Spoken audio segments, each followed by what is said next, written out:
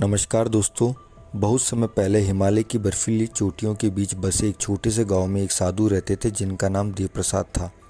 देव प्रसाद एक महान योगी थे जो परमात्मा की खोज में हिमालय की गुफाओं में साधना करते थे।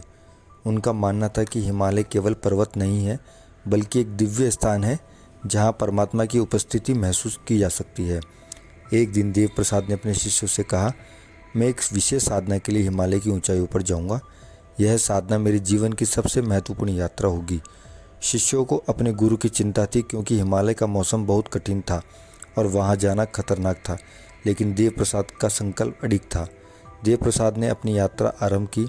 वह हिमालय की बर्फीली पगडंडियों पर आगे बढ़ते गए जहां हर कदम पर चुनौतियां थी। ठंडी हवाएं, बर्फ के तूफान और कठिनाइयां, चढ़ाई, इन सब का सामना करते हुए भी उनका मनोबल अडिग रहा। वह लगातार ईश्वर का नाम लेते हुए चलते रहे और हर कठिनाई को ईश्वर की परीक्षा मानकर स्वीकार करते रहे। यात्रा के दौरान देव प्रसाद ने एक वृद्ध महिला को देखा जो अपने छोटे से बच्चे के साथ बर्फ में फंसी हुई थी। महिला बहुत कमज़ोर थी और बच्चा भूख से रो रहा था। देव प्रसाद ने पूछा, माँ, आप यहाँ कैसे पहुँची? महिला ने उत्तर दिया, हम यहाँ रास्ता भटक गए थे और कई दिनों से फंसे हुए हैं। हमारे पास खाना नहीं है और मेरा बच्चा भूखा है। देव प्रसाद ने अपनी पोटली से सूखा भोजन और जड़ी बूटियाँ निकाली और महिला को दे दी। उन्होंने कहा, माँ, ईश्वर हमेशा हमारे साथ है, हमें धैर्य और विश्वास रखना चाहिए। महिला ने आभार व्यक्त किया और देव प्रसाद को आशीर्वाद दिया। इसके बाद देव प्रसाद ने अपनी यात्रा जारी रखी।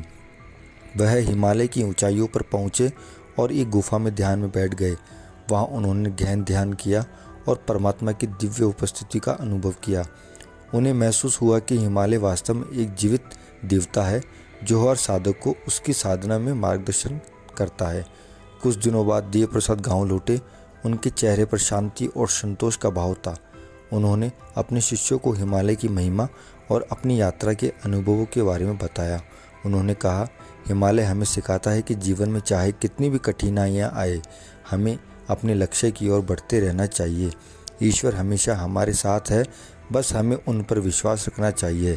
इस कहानी से हमें यह सीखने को मिलता है कि जीवन में कठिनाई आती है, लेकिन अगर हमारा विश्वास मजबूत है और हमारा मन दृढ़ है तो हम हर मुश्किल का सामना कर सकते हैं। परमात्मा की कृपा और हिमालय की शक्ति हमेशा हमारे साथ है। धन्यवाद दोस्तों।